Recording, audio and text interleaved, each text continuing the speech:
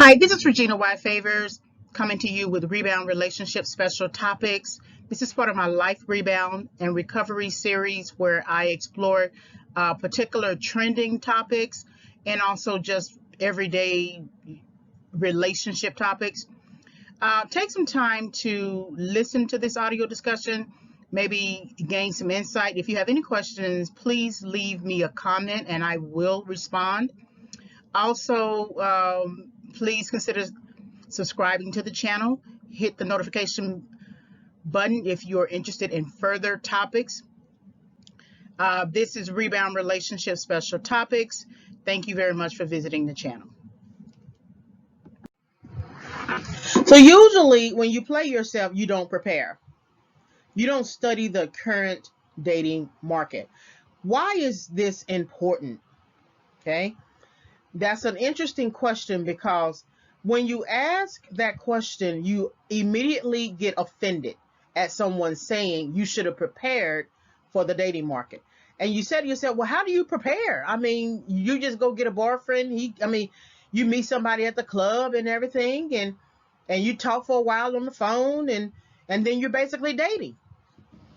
Preparation can come in a multitude of ways, You need to prepare your mind for it. You need to know what the dating market is. And there is a lot of psychology research and literature on this topic. You have different newspaper, online news articles about the dating market. You have different people who have said different things about the dating market. So you have a wealth of resources. You have your own intuition. You have your own conscience. You should know if you are ready to enter something, period. You should know if you want to do it. Don't enter the dating market just because you have a friend who says, let's go to the club, or you have a friend who says, I got this guy I want you to meet, or I got this girl I want you to meet. And a lot of times when the person is trying to hook you up or fix you up with somebody, you're not even really thinking about that. That's not even on your mind. But somehow it is on that person's mind. And I don't know why the person feels like he or she needs to fix you up with somebody. But I would venture to say that if something is not on your mind, don't give in to the temptation of it. If you are ready to enter the dating market, you shouldn't have some external source tell you that you're ready. That should come internally that you are ready.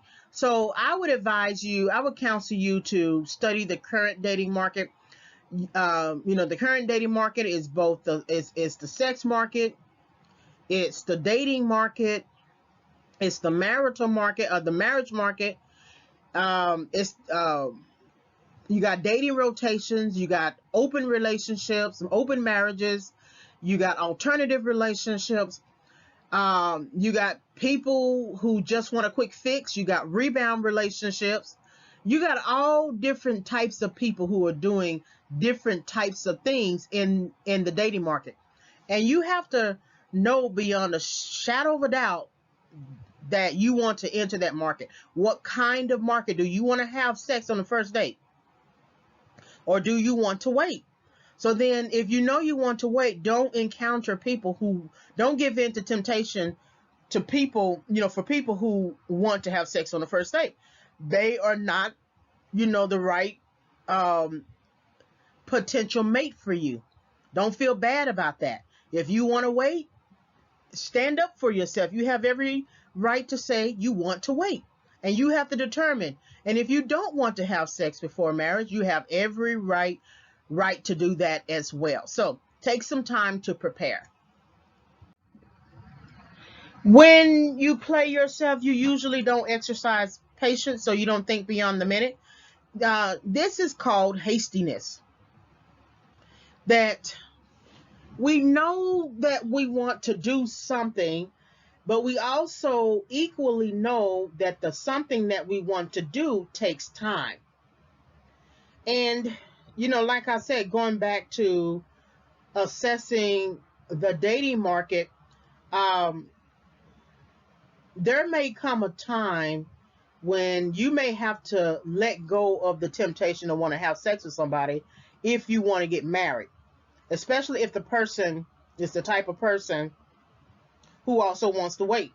And you cannot criticize that person, he or she. And when you don't exercise patience, oftentimes, meaning that you don't think beyond the minute, you find yourself in situations where you say, "Oh, I shouldn't have done that." Well, you could have had some forethought, right, concerning that instead of doing it. You shouldn't get into everything and keep saying, "Oh, I shouldn't have done that." Okay, every time you turn around, you get yourself into it, and then you get out of it and you say, "Oh, I shouldn't have done that." At some point in your life, you're going to have to decide, you're going to have to plan whatever it is that you want to do with a romantic relationship, especially if you want it to last. Some of these people enter the dating market just simply for a quick fix, right? But some people really want it to last. So that means it's going to require patience. You're not going to get everything you want. I do think that you should have conversations with people. Don't be so quick to go to that person's house because it's only going to make you vulnerable. Actually have dinner. If you feel like you need to go Dutch, okay, go Dutch. But take some time to exercise some patience. And the way you do that is you may have to keep a journal, something. Engage your mind about where you want to take yourself in the dating market, right? In the sex market or in the marriage market. Take some time to think about that so you don't make hasty decisions. That's one of the sub things of my life. I venture to say it's one of the major themes and sub themes of my life, that I was hasty in my decision making because I wanted to get the situation done, right? Um, don't you like me? Okay, I like you. You like me? Okay, let's be in a relationship. But some people need time, and men are like that. Sometimes they take time to just prolong it because they don't have any intention of doing right by you. But then there are some who need time because they don't like aggressive women. I've heard this from particular people, men in particular, that they'll say they don't like aggressive women, and so they like to be the chaser. They like to be the hunter. They like to do it. They like to be the one that seeks that person out. And as I was discussing in my previous audio about when you meet your snake, you usually are the one who approaches them. But in the case of men, they tend to be the one who wants to approach you. So exercise some patience in that regard as well. You don't ask explicit questions when you don't want to know. And this is key. When you ask a person or you with somebody and they say no, you got to think about the person to whom you just asked that question. If a woman answers that question, she's going to give you a narrative, right? No, I'm not with anybody, but I did just break up with my boyfriend. She's going to tell you everything, a whole life story about that boyfriend and how he did her wrong or something like that. But you're going to know on some level with the woman that that relationship has ended, even if she is still talking about it. Because usually women don't aim to end relationships. If they can work things out, even through cheating spells or something like that, they'll try to work it out. But with a man, when he says we're not together, that can mean a multitude of different things for him. That could be that the woman is still at the house and he done moved out and he's with his friends. He's at his friend's house. That could be a legal separation. That could be they had a breakup and we're just not together right now, right? You could be the rebound in a situation and they are together but not together, on off, right? When we ask, are you married? Um, Somehow they get around not answering that question. They go all around the mulberry bush, right? But we usually never really truly ask that. We ask, are you still with your ex? You know, we also do the mulberry bush questioning as well, right? Are you still married? Are you still married and the person is separated? Should be, yes, we are legally separated, but I'm still married.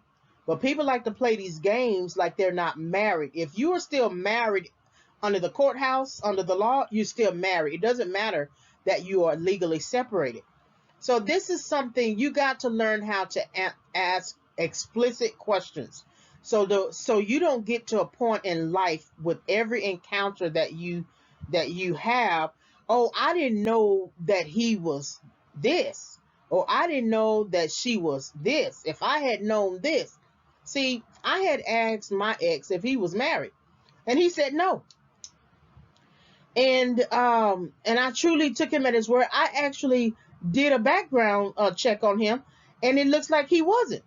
And I saw someone in the background check, but he said that was basically a live-in situation. It was like I forget what they what he basically said, but it was just a live-in situation. Well, come to find out, he was actually married to her. They didn't have a ceremony, but they had one of those situations where they did some kind of document or something like that, and it was probably to get a loan or to get a house or something like that for financial reasons. He did some kind of document, but he was married. Then come to find out he was married to another person as well, out of state. So even sometimes you can ask explicit questions, but sometimes it's all in the way that you ask, and it's all in the way that you wait, because there's always something missing in their answer. And if you sort of wait, you can hear the silence. You can actually hear the silence, because you can't tell me that you don't know that you are married.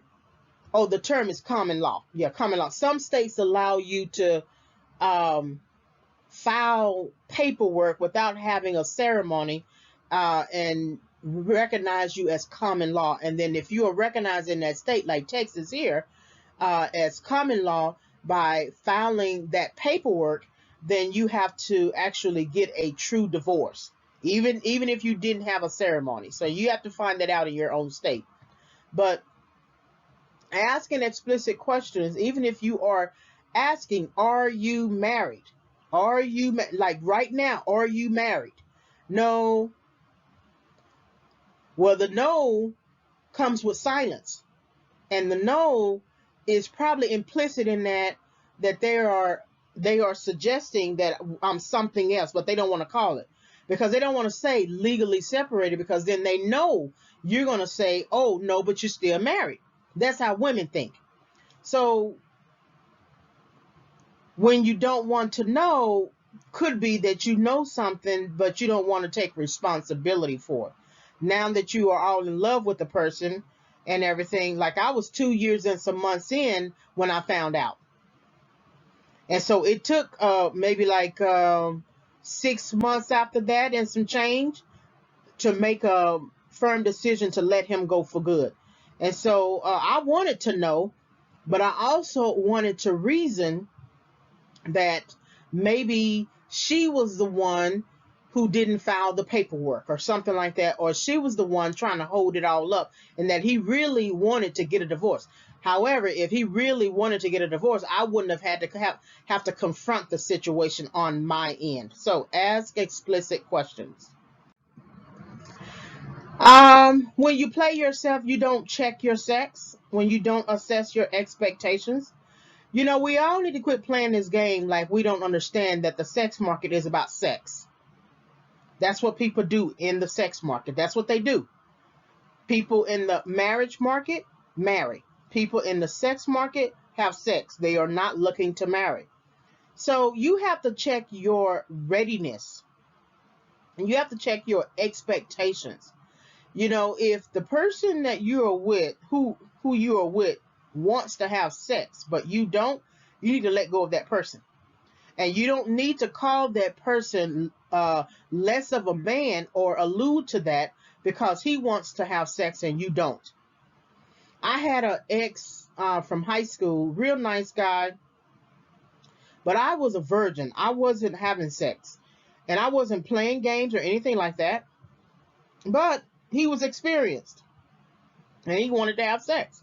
But I was kind of blind to it. I mean, he would try to sort of usher me into that kind of thinking, but I just couldn't see it. I just wasn't in that. And he eventually broke things off with me, and it devastated me. And I didn't learn really any lessons at that time, even though I should have. There was opportunity to learn lessons, but I was just too brokenhearted at that time. And I didn't learn too much later in life that I needed to check my sex. I was not ready for sex, period. But then I got in a very toxic relationship right after him, maybe like 2 or 3 years later, with this guy who was much older, and he was really hip on game. He knew how to play me, and he sort of opened that door. I didn't have sex with him, but he opened the door in little ways that he did what he did. And so then it took me down a path where I was not really ready for sex, but I guess I made myself ready after that encounter with the guy. But I should have just returned to my original plan to not have sex. And if I would have waited before I engaged into another relationship, that would have come clear. See, when you have all of these, distractions, it's hard for you to hear yourself think. And so I see that now. I'm not saying don't have sex or anything like that, but I am saying that it's important to know what you want. And I know people are going to say, well, how are you going to know what you want unless you have sex? Honestly, it can be just really overrated. The problem with that argument, that counter, is that you go out there and you have a bunch of sex and you run your body down. And then you get to your late 30s and your 40s and you start to reflect on those things and you say to yourself, I could have waited on this. And if you are now in your 30s or 40s, try to write, maybe take some time, journal some ideas into maybe like a journal notebook and ask yourself, what would you say to your high schooler who is about to graduate from high school and about to enter their 20s? Would you advise them to have sex? Knowing what you know now, knowing what you have experienced, knowing what you have, the heartbreak sometimes that comes with it, and sometimes the happiness and the pleasure that comes with it. But knowing what you know now, what would you advise that 19, 18, 19, 20-year-old you used to be? And if you are in high school or 18, 19, 20 years old, think about the fact that you have every right to wait if you want to. That assess your expectations mean make sure that who you encounter, you don't expect too much of, especially if they are immature and they're not ready, right? And if you're not ready and they are not ready, that's a good combination. Sometimes, though, it could be an issue with that you might try to get ready together, but make sure to check your sex and check your expectations. When you play yourself, you don't assess your past habits, so you don't resolve past failures. That relationship, that recent relationship, that was a failure. And the problem with that statement is that we don't like to call a breakup a failure. We don't like to call it less than successful. So we broke up. I mean, some people just go there. Some people go their own way, right? That's how we like to rationalize it. But it actually was a failure, and you have to call something that is what it is so that you can actually make better decisions from it. Because if you call the relationships you have been in as failures, you'll start to think to yourself, I need to do better so that I can have better. Maybe I need to choose better. Maybe it's time to go up to the next level so I don't have all of these toxic relationships. Toxic relationships are failures. Just because you're in them and you're trying to reconcile them and you're trying to make it work doesn't mean that is a success. That's a failure because you are willing to change, but the other person isn't. And so if there is no change in the other person, and you stay with that person, that's a failed relationship. Your goals are both your goals or your goals are not being met. Their goals are, their goal is not to change, period. It doesn't matter how many times you say whatever you say, how many times you cry. The guy that I was with, he would cheat and I would cry. Now, he wasn't moved the first time when I cried. His face was blank. He tried to move about as if he was like concerned or something like that. But it's funny when I think about that, I don't remember an apology. He said something to the effect that I'm gonna get back into the stuff I'm gonna do with things like that. He was a big time waster. So the things that he was really supposed to be doing, he wasn't doing that because he was following up behind his ex and trying to be with his ex. And so when he cheated, I would yell and I would cry, but he never changed. He knew beyond a shadow of a doubt that he was never going to change. I didn't know that because I didn't know that he was running game. So the assessing the past habits, one of those habits is you didn't resolve an understanding about your past failure. That you have had more than one breakup in your life and you have had more than one type of breakup in your life. So then why didn't you learn from that? And the habit that you are creating, and it just depends on what you did in those relationships. What types of habits that you built. Did you just take it, whatever take it means? Did you talk to the person and then you thought they were going to change and they turn around and do that did that again? And then how many times have you adopted that strategy? I'm going to tell him something and I just know he going to change. He better change because I'm going to leave. But then he did it again and you never left. That's a past habit. You didn't resolve that past failure. That means you didn't believe what you said. There's an audio that I have, respect your no or stay true to your own no. If you do not want to put up with a cheater, that's a no. So that means under any circumstance, you're not going to put up with a cheater. So if you're not going to do it, don't take that person back. Don't make these little statements. Well, everybody, struggles. Everybody does something wrong sometimes. I mean, you just gotta forgive people. You just gotta forgive people. I mean, I can forgive, but I won't forget. But I mean, you just can't just break things off. I mean, you've invested in that relationship. For 5 years. He cheated. Okay, sometimes he cheats, but I think we can still hold on. Well, how many times have you done that? How many times have you said that? And people don't take you seriously, right? So that's something that you want to think about, that if you were the type of person that said once, when I say no, I mean no, but you never stuck to that, that's a past failure. I'm the kind of person that when I'm done with you, I'm done with you in terms of a romantic relationship. And I don't go back. And I make sure I don't go back. It's hard. It was easier for me to not go back when I was like in San Diego at the time. There was an ex who was, interested in getting back with me. Well, it was easier for me to say no because I wasn't in the same vicinity. I wasn't even in the same, geography. But when I came back home in 2006, it was a little difficult. And I had to not mess with him, leave him alone, right?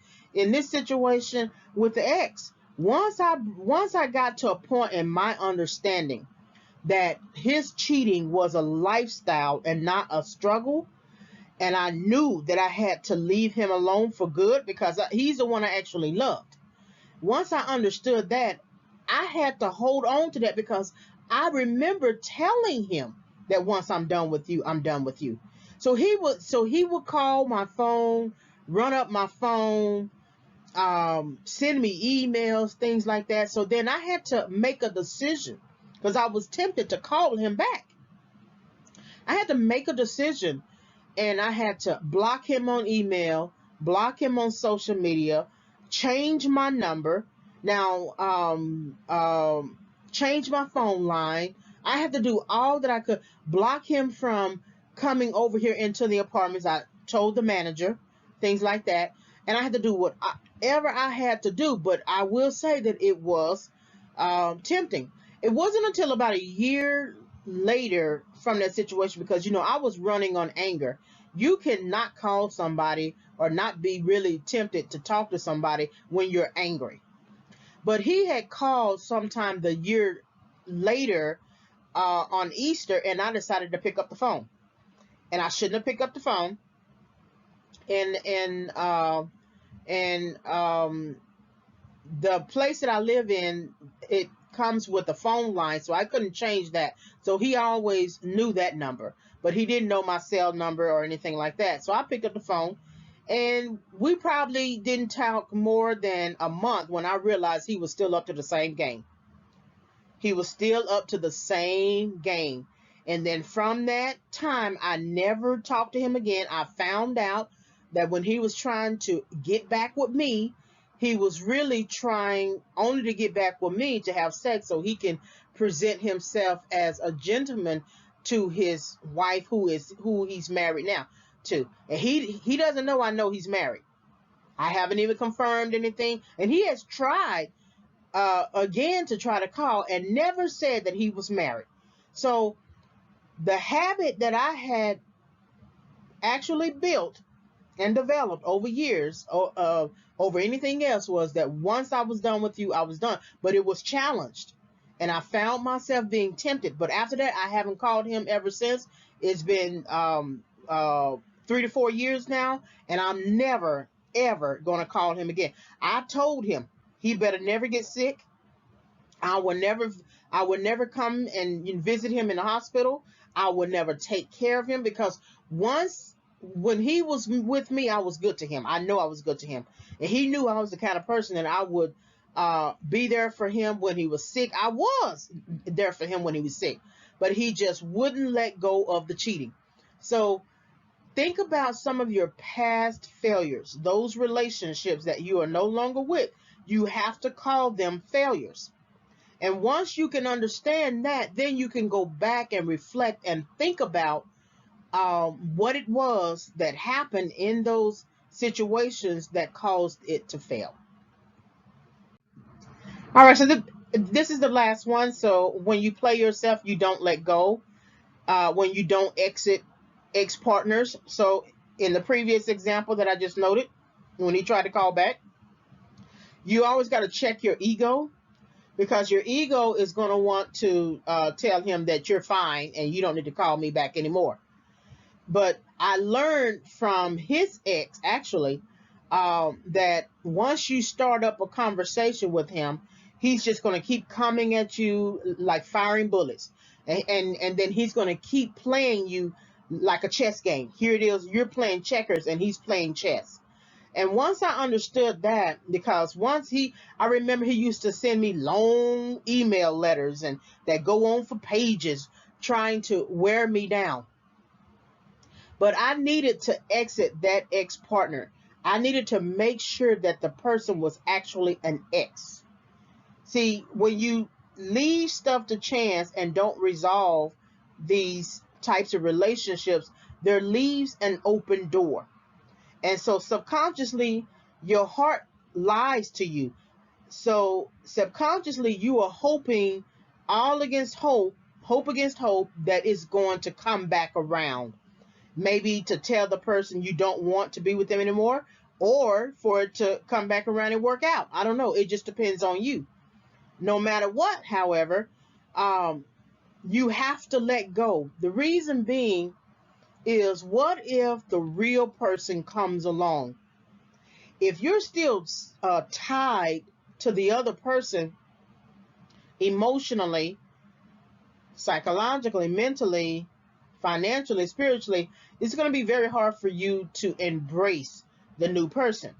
And if you strike up another encounter with the old person, especially sexually, it's going to be doubly hard to let that person go, because then when the new person comes along and he loves you and he wants to be with you, you're so tied to the previous partner that you end up having sex with the previous partner.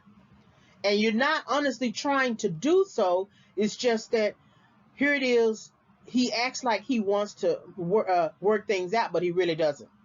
And he gives you this sort of statement that if you just give us a chance, we could be good together. If you just give us a chance.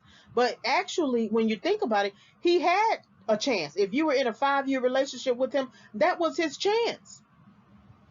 I like to look at those, reality TV shows, those, Project Runway, right? When a lot of times you hear the participants say, when they have to leave, because of their particular week, right? They didn't do well on a garment. I just really wanted a chance. Or while they're talking to the judges, they'll say, if you just give me a chance. Well, the fact that you made it out of thousands of applicants, you made the top 10 cut of all those applicants, right, who applied, all those contestants who applied. That's your chance right there. When you got on the show and you had to do the first assignment or whatever, that was your chance. You should have taken it seriously. If you make it beyond the 4 or 5 weeks or something like that, those are your chances. You need to look at the first chance as your chance, right? So when they come to you and they say, if you just give me a chance, we've been together 5 years, 10 years, 14 years, 15, 20 years, and I want to leave, and now you're asking for a chance? So they took you for granted. They thought you will always be around. They thought you will always take them back. It's like the man who has had sex with you for one time and thinks that he can always come back. And it's like a dog who pisses on a tree, or, like a lion who pisses on a tree to leave his scent. They have left their scent on you. And so they always think that your stuff is their stuff. Your vajayjay is their vajayjay, right? And they can come back anytime they want. So you have to say to yourself then, do you agree with that? Do you agree that they can come back like that anytime they want? You can't plan your life if you agree with that. You can't be hopeful about another person if you agree with that. You can believe for better, move to the next level, laugh and grow and sing and dance and be healthy if you believe that. So that's one of the things that you need to consider, that you need to let go, because if you hold on too long, you are playing yourself in believing. And you got people who are mistresses who have been holding on to those married partners for years, and they're still telling themselves that, I know he's going to leave his wife. He's got the kids he got to worry about. His wife got sick. He changed jobs or whatever it is, whatever excuse they want to tell themselves, right? And so if you are a mistress, if you are a side chick, if you are a rebound, it's you who has to make the decision to let go of that partner and label. Because remember, they're not putting a label on you. They're not calling you wife. They're not calling you fiance. They're not calling you anything that looks like long term. Mistress, side chick, rebound, those are short term mating strategies. Now, it's funny though, they want you to give up your whole life for a short term mating strategy, 20, 25 years as a mistress to never marry anybody. But that's, I digress, right? You need to label them as ex-partners. So that means it may take you a process. Letting go of something takes process. It's not something that you can just easily do just because I'm talking here on this audio. But it is a process, and you have to come to an understanding that this thing right here is no longer working. It's not functional. And I need to think about better for myself, that there is a person, if there's a person who is a cheater, a liar, there is an opposite, a person who has integrity and character. So create exit partners and then actually exit them. Let them go for good. Don't go back. All right, so hopefully you were able to gain insight from this video discussion. Please like, subscribe, and visit. So uh, please like the video, hit the notification bell for more discussions. I am re-uploading all of my audios, so I needed to make some changes to them. You can visit my website for more content at reginayfavors.com. If you want to send me an email, you can send an email reginayfavors@yahoo.com. Please also purchase the book. It's going to come out in spring 2021. So I had to make changes to my book to update it, and I also updated the title. So the original title was Bait, Hook, and Switch: Confessions of a Rebound Girl, and I have updated the title to Toxic Encounters: Why People Pursue Rebound Relationships. So right now I'm still basically editing it, and I want to make it available in spring 2021. So thank you very much for visiting my channel, and I am Regina Y. Favors. Have a great day.